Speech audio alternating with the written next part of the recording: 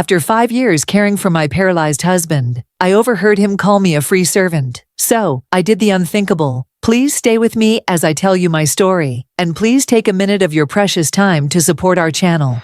Your support and love keeps us going. So back to our story. I had spent 5 years taking care of my husband. My whole 20s, really. 5 years of steaming his clothes, spooning soup to his lips, and learning the physical rhythms of lifting and rotating his body so he didn't develop bed sores. 5 years of physical therapy appointments, nighttime bathroom runs, adjusting medication doses, and coaxing a laugh out of him when he stared blankly at the wall for hours. 5 years of believing this was simply what love looked like when tested. Then one morning, I heard him say it, heard words that rewrote every moment I thought was sacred. "She's basically a free caregiver," he muttered to another patient, seated outside in the recovery courtyard. "I mean, come on, no payroll, no nagging. And she's young enough to still do all the heavy lifting." He chuckled. "I ain't dumb. I locked in early. She does everything. Feeds me, cleans the house, handles the insurance. That's more than a wife. That's a full package for $0. And when I'm gone, everything goes to Ethan.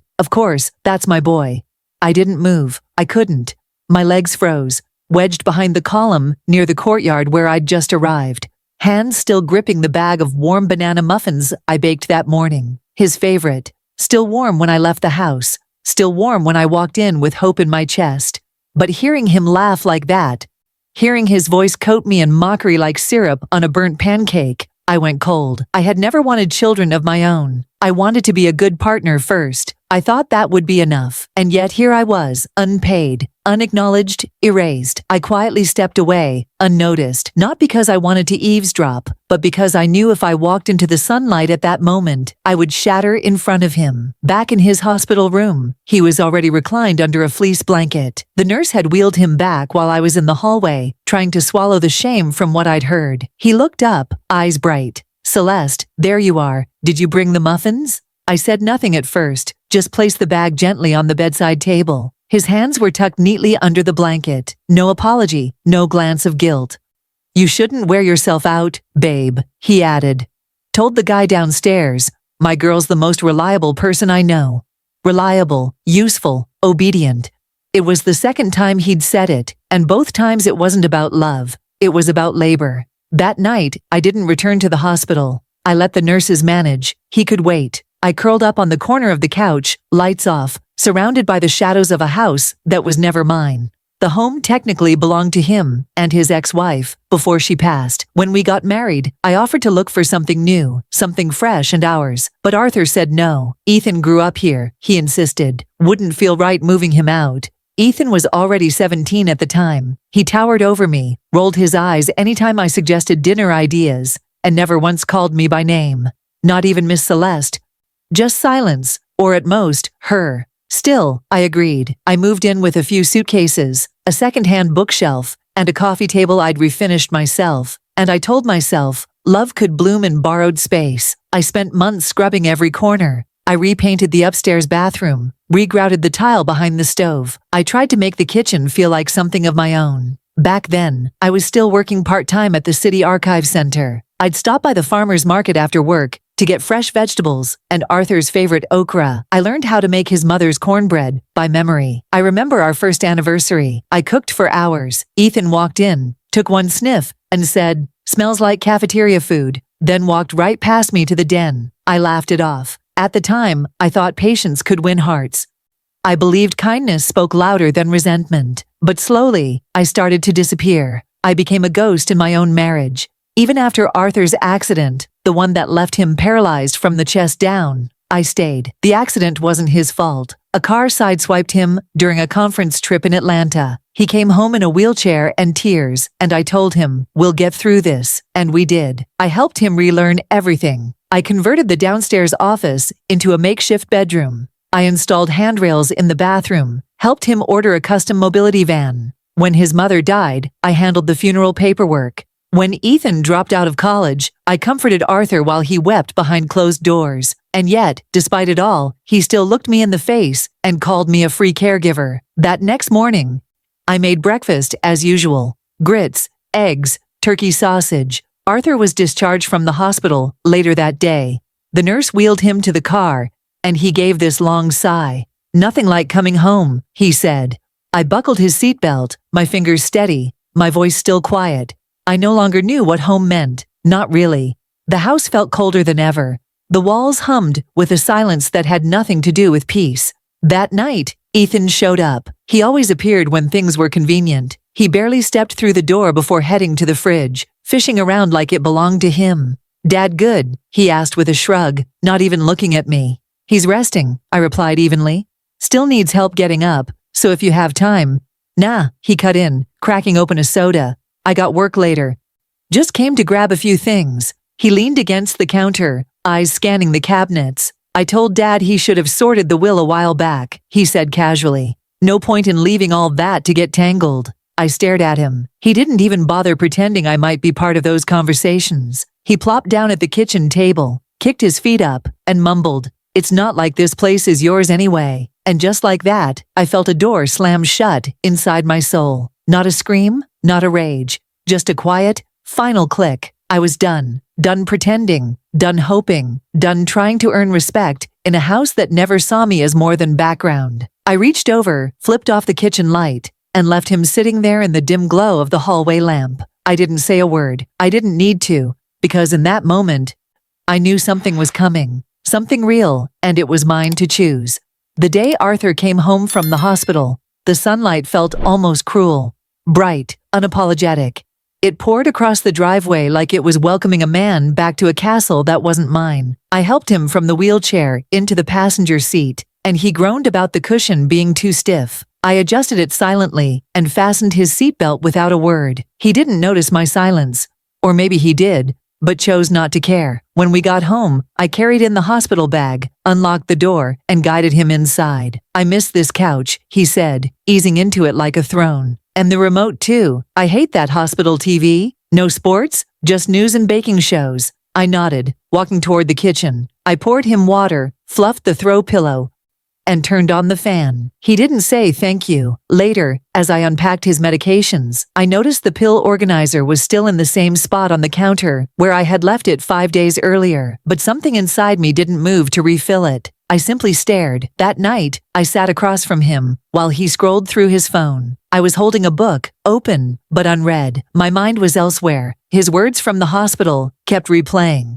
"She's basically a free caregiver." I thought I had misheard, but I knew better. A few days passed. I found myself standing in the study, sorting through the drawer where we kept important documents. The files were neat, too neat. Blue folders for prescriptions, green ones for bills, yellow ones for private insurance. And then, tucked behind a folder labeled Miscellaneous Accounts, I found a single sheet that fluttered to the ground like a whisper. It was a life insurance declaration form. Beneficiaries listed in 2 lines. Primary Beneficiary 1, Ethan Martin. Primary Beneficiary 2, Alexis B. Martin. No mention of me, not even as an alternate. I stared at the paper for a long time. I blinked until the words blurred. My throat felt like it was closing. I hadn't expected an inheritance. I never asked for one. But after everything, after 5 years of labor, love, and loyalty, I thought I'd at least earn a footnote, a gesture, a line that said I mattered. Instead, I was heir. When dinner came, I made lasagna, his favorite. I didn't use mozzarella this time, just ricotta and spinach with a dusting of pepper flakes. Arthur took one bite and frowned. "This tastes weird," he muttered. "Where's the mozzarella? I told you I don't like it without cheese." "I was out," I said flatly. "Didn't have time to get more." He looked at me like I'd defied him, like I'd just broken a sacred rule. "You've been acting off lately," he said, chewing slower. "Maybe I'm just seeing things more clearly," I replied. He paused for a beat, squinting. I could tell he wanted to dig further, but he didn't. He leaned back and closed his eyes, saying he needed to rest his nerves. I sat across from him, unmoving, book still open, still unread. I was no longer a partner. I was a machine, a background character in his carefully controlled life. How do you care for someone who has erased you from their plans? 5 years of being by his side, and now I had nothing to show for it, but back pain and a lesson in betrayal. I had thought I was in a marriage, but I had been hired by a man who paid in expectations and withheld every form of validation. Affection was my salary. Compassion was my only benefit. Silence was my severance package. The next morning, I didn't prepare his breakfast. Instead, I stood in the kitchen staring at the fridge, my fingers trailing the magnet that held up a photo from our first trip together. Savannah, Georgia. I was smiling. He was too, but now I could see it. Even then, I had been carrying more than my share. That afternoon, I finally did it. I picked up the phone and dialed a number I hadn't used in 2 years. My best friend's voice came through after the second ring. "Hello?" she said, slightly out of breath. "Lena, it's me." There was a pause, then her tone softened. "Celeste." I swallowed hard.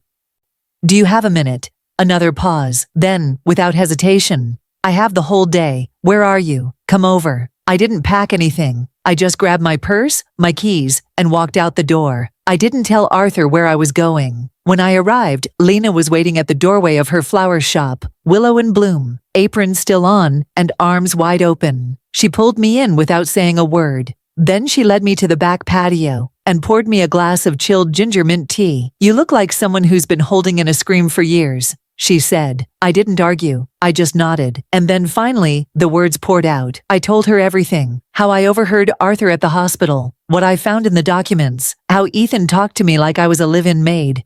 She listened, not once interrupting. When I finished, she leaned back in her chair and said calmly, "You weren't married. You were managing a patient." I blinked. Lena continued, "He didn't see you as a woman. He saw you as a service. You don't owe anyone your life just because they needed your hands."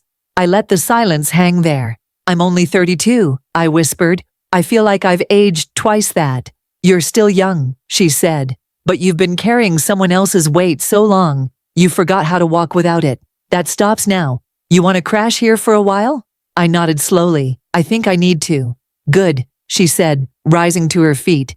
"You can take the guest room upstairs, and tomorrow we're going to the courthouse to see what your rights really are." That night, I slept in a room with peeling sunflower wallpaper and a twin bed. It wasn't much, but for the first time in years, I dreamed not about Arthur, not about Ethan, just me, whole, awake. And when I woke up the next morning, I didn't cry. I just smiled because I knew the storm had begun to shift directions. By the next week, I had moved most of my things into Lena's upstairs guest room. It was small, just a single bed, a desk, and a vintage ceiling fan that ticked when the wind picked up. But it was quiet, safe, mine. I started waking up without the dread that used to sit on my chest like a weight every morning. Lena owned a flower shop called Willow in Bloom in the historic district of Durham. Her back patio bloomed with hyacinths, cosmos, and these vibrant yellow roses she called freedom blooms. That little patio became my sanctuary, and the woman who ran it became more than just my friend. She became my mirror. "You know," Lena said one afternoon, as we drank hibiscus tea surrounded by hummingbirds, "most people think the hardest part is leaving, but it's not. The hardest part is believing you're allowed to." She was right. For 5 years, I thought endurance meant loyalty, that staying meant I was strong. But staying had nearly erased me. Leaving made me whole.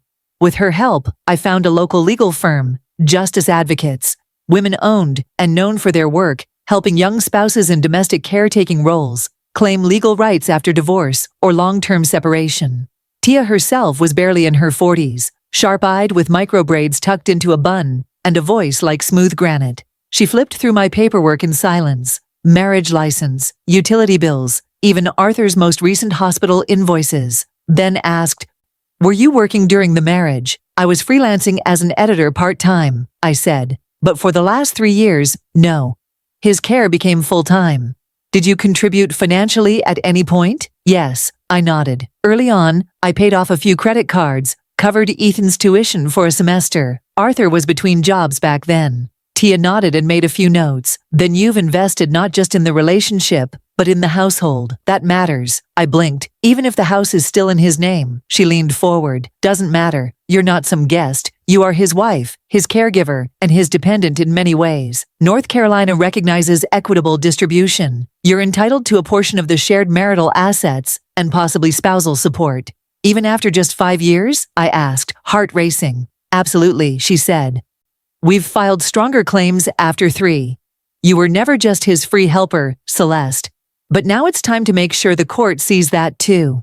The words sat with me long after I left her office. I wasn't doing this for revenge. I was doing it because I deserved to stop being invisible. That night, back at Lena's, I couldn't sleep. I lay in bed staring at the ceiling fan ticking overhead, thinking about the years I had given away. I thought about every quiet meal, every ignored birthday, every time I let someone speak over me at family functions, and the endless hours folding laundry while Arthur snored in the next room. And the next morning, I took the first real step. I filed for separation. I also called Bethany. Bethany was my cousin on my mother's side, a financial consultant who had helped dozens of women navigate messy breakups and sudden independence. She had always been the fixer of the family. I had been too embarrassed to call her before, but this time I didn't hesitate. The moment she heard my voice, she said, "It's time, isn't it?" I nodded into the phone, whispering, "Yeah, it really is." Within days, Bethany had connected me with a certified financial advisor who helped me open my own bank account, begin calculating what assets Arthur and I shared, and estimate my legal claim. She also connected me with a women's support group called Empower Collective, which held weekly Zoom sessions. At the first one, I met 3 other women, all Black, all under 40, who had experienced similar betrayals. One had cared for her disabled boyfriend for nearly a decade. Another had financially supported her husband through law school, only for him to leave her afterward. The third was battling a prenup she signed without understanding it. We laughed, we cried, and for the first time in a long time, I didn't feel stupid for loving the wrong person. I felt strong for finally choosing myself. Back at Arthur's house, things had shifted. He started texting me, first politely, "Hey, you good? Let me know if you're dropping by to pick up anything." Then more forcefully, "You can't just run off without talking things through. What are people going to say?" And finally, "Ethan says you're overreacting. You're going to ruin your own life for what? Some hurt feelings?" I didn't respond. I let silence do the talking. Then one evening, Lena came upstairs, holding her phone with a puzzled look. "You may want to see this," she said, handing it to me. Ethan had posted something on social media, a rant. "Some people want sympathy for choices they made. My dad's not a villain just because he didn't turn his whole life over to someone who knew what they were signing up for. Y'all love drama." I stared at the screen for a few seconds before deleting the app altogether. This wasn't about public opinion. I didn't need anyone to validate my story. I had already begun reclaiming it. Back in court, Tia moved fast. She requested Arthur's full financial disclosures, including insurance plans, retirement accounts, and even credit card records. And that's when something interesting happened. One of the documents revealed Arthur had recently transferred $40,000 into Ethan's account without my knowledge. It had happened just 2 months before I left. The court flagged it immediately. "That's a red flag," Tia told me. "It's an attempt to divert marital assets. We'll challenge it." It was the first time I saw legal power tip in my favor. The first time I felt like the scales were starting to balance. But the real reckoning came the day Arthur's lawyer called Tia and proposed a settlement conversation without my presence. Tia shut it down. "She doesn't want secrecy," she said. "She wants justice, and she's earned it." I felt something rise inside me like light, breaking through the fog of 5 long years. Not because I had won anything yet, but because I had finally stopped losing myself. The night before the court date, I couldn't sleep. I lay in bed at Lena's, eyes fixed on the soft flicker of moonlight crawling across the ceiling. It felt surreal how a woman who once tiptoed around her own kitchen was now walking into a courtroom with a legal team. I wasn't scared, just steady, clear. The next morning, I dressed simply. Navy slacks, cream blouse, no makeup. I didn't want power from appearance. I wanted power from truth. Lena made me a small breakfast, steel-cut oats, a spoon of almond butter, and mint tea. "You ready?" she asked. I nodded. I've never been more ready for anything. Bethany picked me up in front of the flower shop. She was in a gray suit with sharp lapels, her hair pulled back in a low bun. No nonsense. She gave me a once-over, smiled faintly, and said, "You look like a woman who knows her worth." At the courthouse, everything moved fast. Tia handled the pre-hearing filing while I sat quietly, hands folded in my lap. Arthur showed up an hour later, wheeled in by Ethan. He looked smaller somehow, not physically, but diminished. His skin had that saggy dullness stress brings. His eyes flicked toward me once, then away. The courtroom was cold. The judge was deliberate. Tia began calmly, walking the court through 5 years of unpaid caregiving, financial contributions, emotional labor, and personal sacrifice. She submitted printouts of Arthur's banking activity, statements from my doctor about stress-related migraines, and even the social media post Ethan made when she revealed the $40,000 asset transfer into Ethan's account, unaccounted for, undocumented, and not disclosed in the prenup. It was like the air got thicker. The judge's pen paused mid-stroke. Arthur's lawyer tried to argue that I had voluntarily chosen the caregiver role and shouldn't expect compensation for love. Tia raised an eyebrow and replied, "She didn't ask for compensation for love. She's asking for fair recognition of her labor. There's a difference." When it was my turn to speak, the judge asked only one question. "Do you believe this marriage was mutual in its care, support, and dignity?" I didn't blink. "No, Your Honor. I believe I was expected to give everything, and in return, I was given nothing. That was all." The ruling came 2 days later. I was awarded 35% of our shared marital assets, including part of the retirement fund, and an $800 monthly spousal support for 18 months. The court also reversed the $40,000 transfer to Ethan, citing an attempt to conceal joint assets. I didn't feel triumphant. There were no violins playing or tears of joy, just a slow, clean exhale. Not revenge, just justice. I returned to Lena's that night and sat on the back patio, watching the petals sway beneath the evening breeze. She handed me a glass of sparkling apple cider and grinned. "To new chapters," she said. We toasted under the stars. Arthur didn't reach out after that, not even a message. But Ethan did. He showed up at the shop 3 days later, livid. He didn't even knock, just walked in during closing hours and slammed his palm on the front counter. "You're real proud of yourself, huh?" he growled. "You got your little payout. Took food off my dad's table. You think that makes you powerful?" I stayed silent, folding wrapping paper neatly as he ranted. "You were just a stand-in, a helper. My mom, she was the real woman in his life. You were just convenient. You won't get another dime. You hear me?" Before I could open my mouth, Lena came from the back room and stood between us. "Say one more word, and I'm calling the police," she said, her voice flat as concrete. Ethan looked at her, then me, then spat on the floor and stormed out. I didn't move, didn't even flinch. I just reached for the broom and swept the spit out the door. "You okay?" Lena asked. I nodded. That was his tantrum, not mine.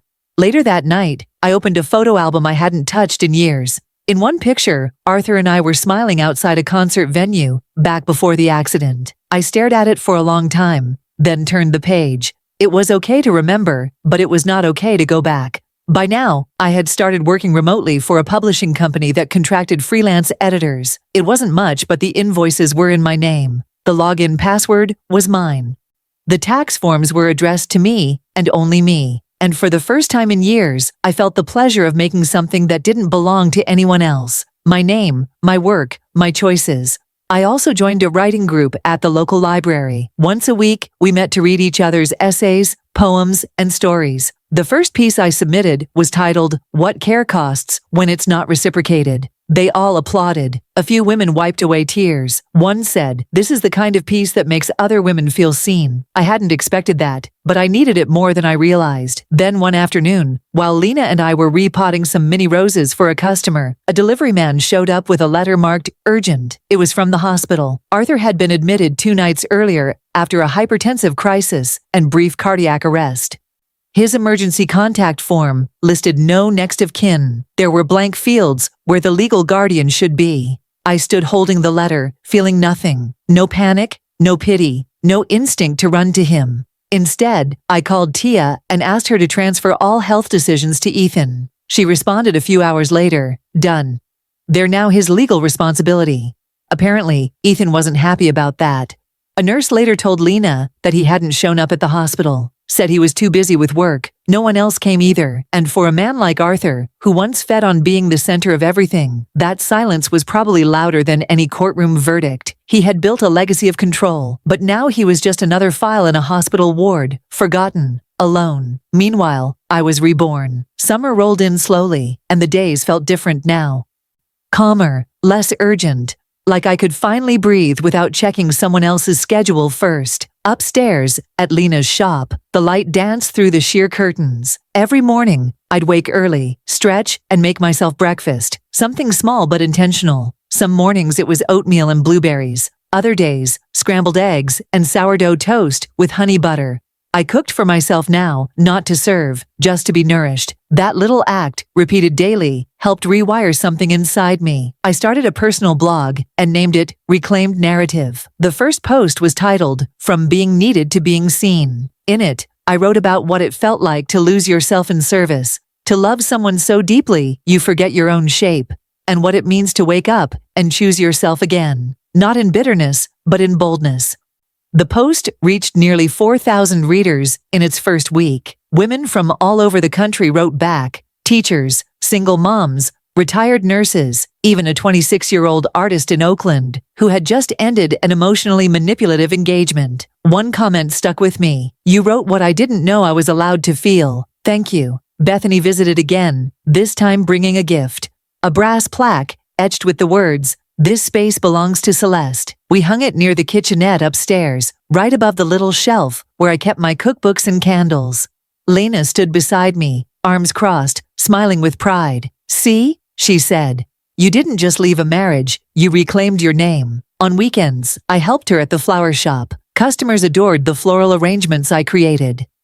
I had a knack for pairing colors that didn't seem like they'd go together, but somehow worked, kind of like my life. Patchy, complicated, but beautiful in its own way. One morning, a customer noticed the flower name I'd scribbled on a bouquet label and laughed. "Gratitude Bloom?" she read aloud. I shrugged. "It's a made-up name, but it fits." "What does it mean?" I smiled. "That you bloomed late but fully." Later that day, I got a text. It was from Arthur's hospital caseworker. "Your name has been removed from all emergency contact records. No further action required." That was the last thread. I didn't cry. I didn't feel joy or regret. I simply closed my phone, stood up from the patio chair, and stretched my arms toward the wide North Carolina sky. It was over. That same week, I finished editing my first book-length manuscript for the publishing platform. It was a memoir by a woman who had survived a cult-like religious upbringing. She ended her book with this line, "To escape the fire doesn't mean you were weak for staying. It means you were brave enough to stop burning." I added that quote to my blog's footer. 2 weeks later, I was invited to speak at a small women's conference hosted by Empower Collective. I was nervous at first, unsure whether my story counted as inspirational. But once I stood on that stage, mic in hand, looking into the faces of women who wore the same quiet ache I once did, the words came naturally. I shared everything, not just the betrayal, but the gradual erasure, the unspoken grief, and the rediscovery of self. When I finished, they stood. Some wiped their eyes. Others nodded, like they had been waiting their whole lives to hear someone say it out loud. Afterward, one woman hugged me tightly and whispered, "You gave me permission to leave." And I knew I had done something right. Back at home, my real home now, I painted the bedroom a soft shade of amber. I placed the plaque from Bethany above the bed and lit a eucalyptus candle. I still had moments of doubt, still felt pangs of sorrow when I stumbled across old pictures. But I no longer punished myself for those feelings. Grief, after all, isn't proof you made the wrong decision. It's proof that you tried. The last time I saw Ethan was months later. He passed me on the sidewalk near the courthouse. His eyes met mine. There was no anger this time, just discomfort. As if he'd finally realized I wasn't a ghost he could ignore. He looked away first, and I kept walking, because I was never meant to stay small for their comfort. I was never meant to serve silently and disappear. I was meant to live out loud.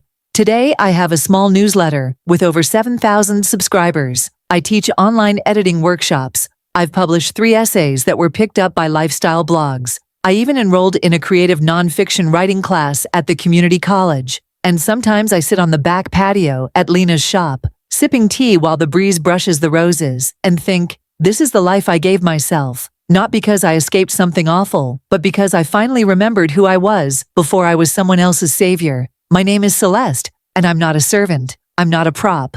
I am a woman who walked away when it stopped being love and started being survival. I gave my all until I vanished inside the role they handed me. But now I write my own story, one chapter at a time. This isn't the end. It's the beginning of me because healing doesn't whisper. If this story moved you, please like, comment, and share your thoughts below. And don't forget to subscribe. Thank you.